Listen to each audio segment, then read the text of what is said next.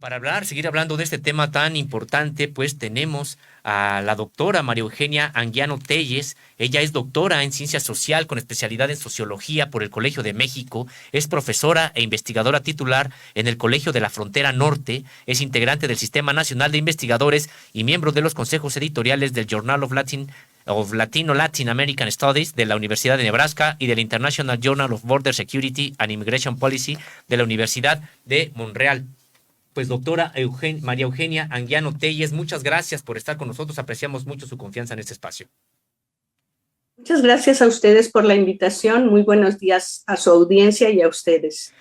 Doctora, bueno, pues hasta el momento se tiene la confirmación de 53 migrantes indocumentados fallecidos. Entre estos hay 27 personas de México, 14 de Honduras, 7 de Guatemala y 2 de El Salvador. Esto en referencia a lo que ocurrió en este tráiler trágico allá en Texas. Doctora, pues se trata de migrantes precisamente. ¿Cómo explicar una tragedia como esta, digamos, particular, que se enmarca en un fenómeno pues más grande, que es el flujo de personas que tratan de llegar a un lugar donde puedan forjarse un mejor destino? ¿Está condenada esta región y el mundo a seguir viendo este tipo de casos? Gracias por la invitación a conversar con ustedes. Efectivamente, esta tragedia es muy lamentable, pero debo mencionar que no es la primera vez. No es la primera vez que personas en busca de cruzar la frontera hacia los Estados Unidos son engañadas por traficantes o por lo que se llama comúnmente polleros, coyotes, y son abandonadas. Esto es frecuente en la historia de la migración. Hace muchos años el periodista Jorge Ramos documentó un caso similar, muy similar, de un conjunto de personas que también fueran abandonadas en un transporte y murieron. Y lo más grave es que muchas de estas personas vienen huyendo de sus países igual, de situaciones de alta precariedad económica, de violencia, tanto del crimen organizado como de grupos delictivos, como son las maras, en el caso de El Salvador y Honduras, aunque también en Guatemala, y los mexicanos mismos que van en busca del sueño americano, del llamado sueño americano. La migración mexicana tiene más de 100 años, se ha creado un flujo. Y lo que hay que destacar aquí es que las personas migran porque tienen redes que les permiten o que les animan a moverse hacia los Estados Unidos, por una parte. Pero por otra, lo que tienen en sus países de origen ya no les permite la vida misma. Tengo un colega, Abelardo Morales Gamboa, de la Universidad Flaxo, Costa Rica, y la Universidad de Costa Rica, que lo llama migración de sobrevivencia. Otros colegas lo llaman migración forzada y otro es migración económica. Todas estas migraciones se han convertido en lo que se llama flujos mixtos de personas que migran. Y nosotros hablamos de la migración centroamericana, pero también está incluido México. Usted acaba de mencionar que el mayor número de personas contabilizadas entre estos 53 migrantes muertos eran mexicanas. Entonces, los mexicanos siguen migrando a los Estados Unidos. La patrulla fronteriza sigue reportando alrededor de 250,000 detenciones en la frontera. En síntesis, es un flujo que tiene una larga historia, pero también que va a continuar mientras las condiciones en los países de origen no mejoren y mientras, eso hay que decirlo, en los Estados Unidos siga siendo demandada su fuerza de trabajo. Digamos, la mayoría de ellos son jóvenes en las edades más activas de la vida productiva y reproductiva, y como muchos de nosotros se van buscando la vida, es decir, van buscando trabajo. Y encuentran trabajo en Estados Unidos, eso también hay que decirlo, en los mercados más precarios y menos reconocidos, como es la agricultura, la construcción, los servicios como el servicio doméstico, el cuidado de personas, el servicio en hostelería, en hoteles, restaurantes. Ellos encuentran trabajo, por eso se mueven, porque tienen la esperanza de poder hacer su vida fuera de su país. Sí, doctora, y este flujo es histórico. Perdón, adelante. Buenos días, doctora. Le saluda Erika Ramírez pues de aquí desde el estudio de Contralínea. Hay una situación que pues se ha planteado ya incluso en esta conferencia de prensa del presidente Andrés Manuel López Obrador, y es el de legalizar la migración, otorgar empleo de manera legal a quienes están tratando de buscar una mejor condición de vida, pero también vemos la resistencia por parte de la administración de Estados Unidos, del Congreso estadounidense, incluso para apoyar estos programas que podrían representar un ingreso, una entrada para quienes están atravesando por una situación económica difícil. ¿Por qué esta resistencia? ¿Por qué no regular algo que permitiría que las personas ya no estuvieran viajando en estas condiciones tan difíciles, tan complejas, familias enteras, menores de edad, solos? ¿Por qué no? ¿Por qué esta resistencia por parte de estos gobiernos? Buenos días, Erika. Gracias por sus preguntas. Efectivamente, hay una resistencia del Congreso en Estados Unidos y es una batalla fuerte. Ayer tuvimos la buena noticia que se suspendió por parte de la Suprema Corte de los Estados Unidos el programa Quédate en México, que, como ustedes saben, obligaba a las personas que intentan solicitar asilo en los Estados Unidos a quedarse en México y a esperar el momento en que sean llamados a lo que se llama a corte o a declarar su miedo fundado a regresar a su país. Esa es un primer avance, es una primera buena noticia. En esta batalla, como usted dice, en el Congreso de Estados Unidos, pues es, digamos, una primera batalla ganada, pero hay muchas más, como usted bien señala, como el reconocimiento de que estos trabajadores son necesarios para la economía y la demografía de los Estados Unidos. Estados Unidos es una población ampliamente envejecida, en proceso de envejecimiento constante, que necesita trabajadores jóvenes para su mercado laboral y para el cuidado de sus personas mayores, sobre todo para el cuidado de personas mayores, aunque también para el cuidado de niños, para el empleo doméstico y los empleos que ya mencioné anteriormente. ¿Por qué esta resistencia? Me pregunta usted. Yo creo que tiene que ver mucho con posiciones políticas. Bueno, no lo creo. Tiene que ver mucho con las posiciones políticas. Recordemos que en este año estamos en un año electoral en Estados Unidos. En noviembre habrá lo que se llaman las elecciones intermedias. Y los políticos aprovechan para utilizar la migración como un chivo expiatorio de los males de la sociedad. En el año 1993, el gobernador de California, Pete Wilson, empezó una campaña anti-inmigrante que le funcionó muy bien para reelegirse. Y va dirigida sobre todo a la población angloamericana, blanca, y de mayor edad, que son los que votan. Y entonces votan a sus congresistas y a la vez les exigen detener esta invasión, que no es tal. Son trabajadores que la economía norteamericana necesita para su reproducción, pero también la población necesita para su reproducción humana, cotidiana. Y sí, la solución digamos, de alguna manera sería un reconocimiento de que se trata de trabajadores necesarios. Ahora con la pandemia, ustedes recuerdan que en los Estados Unidos y en muchos otros países hubo esta nueva categoría de trabajadores esenciales.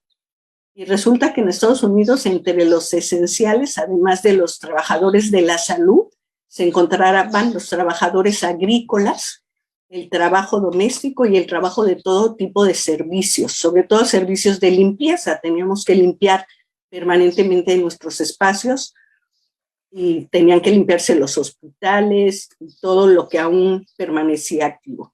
Y aún en el reconocimiento de que estos trabajadores eran esenciales, no hubo un reconocimiento paralelo en la política migratoria de otorgarles documentación, así fuera temporal. Quiero poner un ejemplo rápidamente. El programa Bracero entre México y Estados Unidos, que duró 22 años, entre 1946, si mal no recuerdo, y 1964. Se contrataron varios millones, no recuerdo ahora mismo si eran 5 millones de trabajadores mexicanos durante esos 22 años. Y lo que quiero mencionar es que solo 800,000 se quedaron allá. Aproximadamente el 18% se quedaron a vivir allá. Hicieron familia allá, hicieron su vida allá. Es decir, es un porcentaje pequeñito, porque los demás tenían sus raíces en México.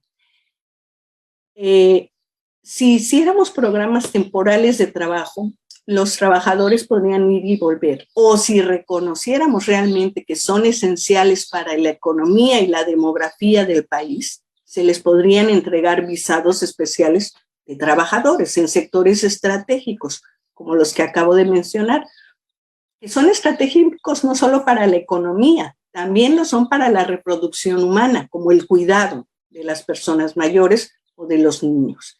Entonces, sí, esto tiene que ver con un campo de batalla, por decirlo así, en el Congreso de Estados Unidos y entre los partidos que toman como en su campo de batalla, como peones, digamos, la inmigración, o como bandera, la inmigración, asusando a la población de que se trata de una invasión silenciosa, de que se está latinizando el país, de que se está perdiendo el idioma, todo lo cual son pues campañas demagógicas más que realidades.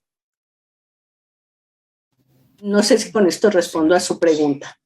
Sí, doctora, pues muy interesantes las apreciaciones que usted hace al respecto y precisamente siguiendo con ellas en el sentido de que hay todo un discurso en Estados Unidos que criminaliza al migrante y no nada más que lo criminaliza, podríamos decir que incluso lo subhumaniza, en el sentido de que son tratados como personas no deseables, son tratados como personas que llegan, ellos dicen este discurso, supuestamente a romper con este paraíso que tienen allá y que vienen a perjudicar, a destruir lo que ellos supuestamente han construido con tanto tiempo y que vienen de sociedades pues deshechas, de sociedades con muchísimos problemas que quieren trasladar allá. Eso es lo que dice el discurso de estas personas xenófobas, un discurso realmente muy, muy básico.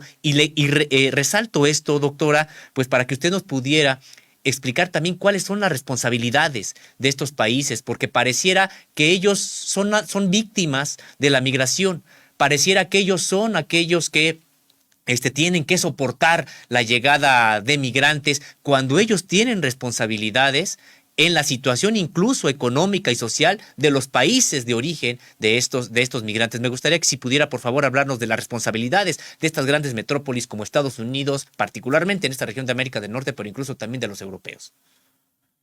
Muchísimas gracias por su pregunta. Efectivamente, este discurso que usted señala, y me parece que este es un aspecto muy importante que responde también a la pregunta que nos hacía Erika, este discurso xenófobo que con Trump se exacerbó ampliamente, como todos sabemos, llamaba violadores y criminales a los inmigrantes, especialmente a los mexicanos. Al criminalizar a las personas migrantes, como usted bien señala, los deshumaniza. No son personas como usted y como yo, son de otra categoría, digamos, ¿no? Criminales, lo cual es bastante falso. Son trabajadores en busca de trabajo o personas en busca de una vida mejor, como cualquiera de nosotros. Yo vivo en la ciudad de Tijuana, yo soy originaria de la Ciudad de México, y a mí la ciudad de Tijuana me ofreció una oportunidad laboral. Hasta la fecha, más de la mitad de mi vida he estado aquí. Yo vine a la ciudad de Tijuana en busca de trabajo. Son estas oportunidades las que mueven a las personas. Y esta responsabilidad que usted dice de los países, efectivamente, aquí habría que repartir las responsabilidades entre los países de origen que no garantizan las condiciones, como usted bien mencionó, económicas y sociales para la vida de estas personas, estos llamados estados fallidos en Centroamérica, que han tenido sucesivos problemas políticos desde los años 80, las guerras civiles internas en El Salvador y Guatemala, y después la precariedad económica y los gobiernos que sucesivamente ha habido golpes de Estado, gobernantes involucrados incluso con el crimen organizado. Digamos que en los países de origen también los estados han tenido responsabilidad, pero en los países de destino, como usted bien señala, como en el caso de Europa, también la semana pasada nos enteramos de esta, si se puede llamar así, masacre en Melilla, el enclave español en África, en que también personas del continente africano trataban de saltar una valla que está ampliamente fortificada. Yo no sé si peor que la del muro que tenemos aquí en la frontera norte, pero sí tienen responsabilidad. Tengo un colega que solía decir que esto era como la ley del más fuerte. Si logran cruzar los migrantes todos los obstáculos que les ponen, significa que tienen capacidad de sobrevivencia que les va a permitir ser buenos trabajadores. A mí me pareció una perspectiva muy cruel, pero si lo pensamos, pues podría ser un poco así, ¿no? Y estas responsabilidades que usted dice de los países del norte, como son los de Europa y Estados Unidos, es entender que se trata de lo que Jorge Bustamante hace muchísimos años, el estudioso de la migración, en paz descanse, denominó un mercado de trabajo imperfecto, un mercado en el cual el país de destino necesita imprescindiblemente a los trabajadores, pero es imperfecto porque no reconoce esa necesidad, y criminalizarlos permite malas condiciones de trabajo, malas condiciones de vida, salarios bajos y mantenerlos en la sombra. De lo contrario, se empoderarían, tendrían derechos. De alguna manera, los trabajadores braceros, digamos que no fue así como todo miel sobre hojuelas, pero tenían por lo menos el reconocimiento de ambos países de su trabajo como un trabajo necesario, como un trabajo, ahora se llamaría esencial, ¿no? Esencial para la agricultura. Básicamente el programa Bracero fue un programa agrícola, pero también hubo trabajadores para la industria, sobre todo la industria de gran desarrollo en ciudades como Chicago, el desarrollo acerero, del acero en Chicago, por eso hay una fuerte comunidad mexicana en Chicago.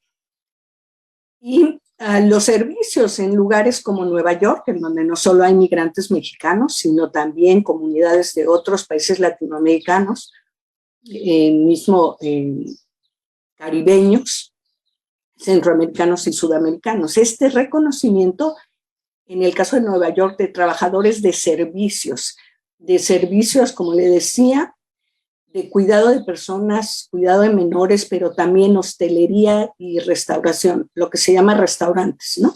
En la mayoría de los establecimientos en ciudades grandes, los trabajadores de restaurantes y hoteles son inmigrantes y una proporción alta de ellos son indocumentados. Y claro, el no tener documentos no les da voz ni les da derechos. Y esto le conviene a la economía del país receptor y a los empresarios del país receptor, que después tienen a sus representantes en el Congreso y no les conviene de alguna manera darle derechos a esos trabajadores porque tendrían que darles mejores condiciones de trabajo y mejores salarios. Así es, doctora. Y bueno, algo que está de fondo en todo este contexto migratorio y que vemos que no hay nada que desanime a pesar de todas estas tragedias, porque considero para ellos es la última oportunidad de sobrevivencia o de cambiar su modo de vida de los países de donde son originarios. También está este tema de fondo que es el tráfico de personas, y aquí hablábamos con el doctor Guillermo Castillo anteriormente sobre pues que deja voluminosas ganancias en dólares para quienes se dedican a este ilícito, a este tráfico de personas. Y aquí el cuestionamiento era ¿por qué no han atacado esas redes? ¿Por qué no desde las unidades de inteligencia económica o financiera han desarticulado estas redes que generan importantes divisas en este mercado ilícito de personas? ¿Por qué no hay voluntad, no hay los mecanismos, no les interesa? Quieren seguir con este flujo migratorio desbordado de alguna manera para que estos bolsillos del crimen organizado, porque es otro tipo de crimen, siga creciendo. Efectivamente, el tráfico de personas se ha vuelto progresivamente digamos, un talón de Aquiles. Seguramente ustedes saben, en la larga historia de la migración hacia Estados Unidos siempre ha habido, en primer lugar, enganchadores, personas que van a los lugares de origen y enganchan a los trabajadores para llevarlos al empleo que se necesita. Y estos enganchadores son pagados por los empleadores. Esta es una larga historia y poco conocida de distintos enganchadores que pagaban, empleadores que pagan enganchadores para ir a las comunidades de origen y traer gente. Sin embargo, conforme la frontera de Estados Unidos, pero también de Europa, se fue fortificando, digámoslo así, construyendo muros, poniendo cámaras de seguridad, incrementando el número de agentes de la patrulla fronteriza o de los que cuidan los puntos de ingreso no autorizado, la industria del tráfico de personas fue creciendo. Encontró un espacio ideal. Aquellos polleros que eran conocidos en el pueblo, que Juanito cruza personas y cobra $200 por llevarte a Los Ángeles, dejaron de tener el peso que tenían y empezó a construirse lo que algunos colegas llaman la industria de la migración, esta industria de tráfico de personas, en donde distintos estudios han mostrado que se ha convertido ya en una red criminal que puede mover a gente, le pongo un ejemplo, desde Brasil hasta Nueva York, hasta Boston, por $10,000, pero de Brasil a Boston hay que moverse por todo un camino y necesitas personas que conozcan ese camino, que se van uniendo a esta red criminal, ¿no? ¿Por qué no atacar esas redes? Usted tiene razón, no hay voluntad. Mecanismos yo creo que sí hay. Hoy contamos con tecnología impresionante, ¿no? Desde el satélite se puede ver dónde estamos usted y yo, o nos pueden ubicar. Y aquí entra en juego un problema que tienen los países de origen, pero también, todo hay que decirlo, Estados Unidos, y es que en estas redes criminales hay con mucha frecuencia, pero se sabe poco, autoridades involucradas. La patrulla fronteriza de los Estados Unidos es una de las autoridades policíacas de mayor cuestionamiento respecto a su probidad y su honradez. Frecuentemente se ha encontrado que están coludidos y dejan pasar a estas personas. ¿Cómo puede usted creer que un tráiler con 53 personas no fue detectado por nadie, ni cuando cruzó la frontera, o cómo está la cosa, ¿no?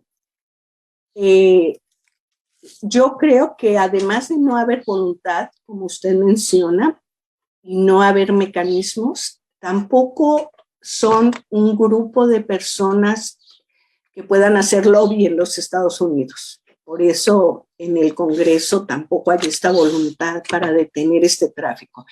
Y cuando suceden cosas como estos 53 personas encontradas en este tráiler y que a su vez encontraron la muerte, hay declaraciones de todo tipo. Hasta el presidente Biden acaba de declarar que tienen que hacer algo, pero se quedan en eso, en declaraciones. no hay una investigación más allá de los 2 choferes, que tampoco son digamos, no son toda la mafia que está involucrada en esto. Ellos solo manejaban el camión.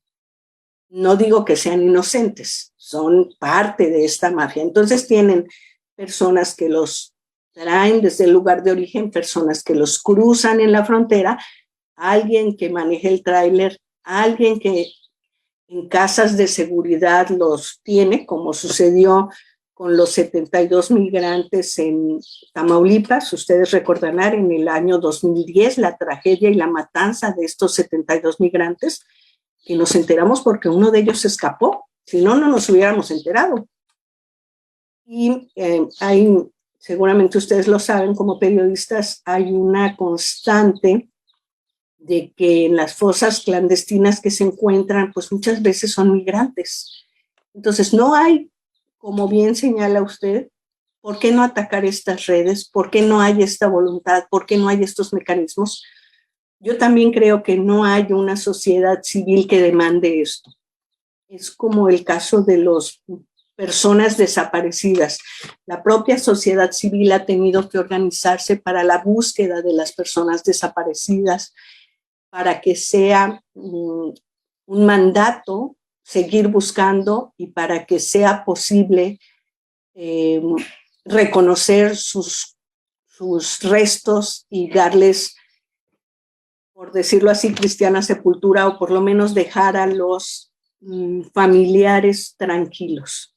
En el caso de los migrantes, si dijimos que el discurso los criminaliza, si dijimos que el discurso los presenta como personas no deseables, y si dijimos que este discurso se exacerbó con Trump y sus 4 años en la presidencia de Estados Unidos, esta voluntad política por hacer algo por ellos se va diluyendo. No son personas importantes. Hay unas colegas de la UNAM que le llaman a esto la necropolítica, la política de dejar morir a las personas. Y yo creo que sí, el tráfico de personas tiene voluminosas ganancias. Por eso, digamos, es un negocio muy exitoso, pero para las personas es muy peligroso. Así es, doctora, pues agradecemos mucho, doctora María Eugenia Anguiano Telles, doctora en ciencia social, que ha estado con nosotros explicándonos este fenómeno migratorio. Muchas gracias por haber estado con nosotros. Muy importante, realmente lo que usted nos señala también nos sugieren a nosotros líneas de investigación sobre seguir empujando este tema en la agenda nacional, en la agenda binacional, regional, porque además, aunque no queramos, es parte de la agenda mundial, el tráfico de personas en todas partes del mundo buscando una mejor vida. Muchas gracias por haber estado con nosotros, apreciamos mucho su confianza en ese espacio. Muchas gracias por su invitación, quedo a su atención cuando sea necesario. Muchísimas gracias.